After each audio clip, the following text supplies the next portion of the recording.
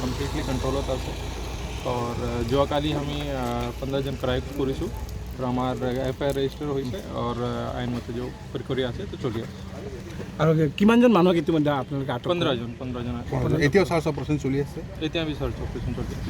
যোৱাকালি যিবিলাক মাৰণাস্ত্ৰ বন কৰ্মীসকলক লৈ যোৱা হৈছিলে কিছু আমি দেখিবলৈ আধুনিক সংযোগ কৰা হৈছিলে এইক্ষেত্ৰত হেৰাইছিল কিবা কি তথ্য আছে আপোনালোকৰ? 3টা ৰাইফল ডেমেজ হৈছে কিন্তু হৰোৱা নাই, সব ৰেকৰ্ড আমি চেক কৰিছোঁ, একাউণ্ট হৈছে। আৰু গুলি কি যথেষ্ট আৰ্মছ এমুনিশ্যন কিছু আৰ্মছ এমিনিশ্যন একো হৰোৱা নাই কিন্তু ডেমেজ হৈছে 3টা। বুলেট আছিলে বহুতখিনি। নাই বুলেটটো সব ৰেকৰ্ড হৈছে, সব আছে।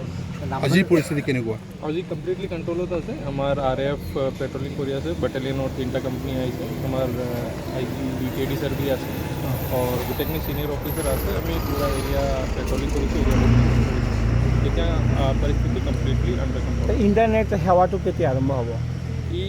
আমি ইভেলুৱেশ্যন কৰি ল'ম যেতিয়া law and order situation completely নৰ্মেলত আহি যায়, তো আমি কম্পিটেণ্ট অথৰিটিকো জনাই দিম, তেতিয়া এইটো ডিচিজন ল'ব পাৰিম। আচ্ছা, শান্তি সম্প্ৰীতি বজাই ৰখাৰ কাৰণে কিবা আহ্বান জনাব? মই সবক আপোনাৰ মাধ্যমেদি অনুৰোধ কৰিম কি আমাৰ কোনো উৰা বাতৰিত যেতিয়া এইটো ভৰোসা কৰিব নালাগে আৰু আইনমতে আমাৰ প্ৰক্ৰিয়া আছে, আইনমতে চলিব লাগে, প্ৰশাসনক সহযোগ কৰিব লাগে।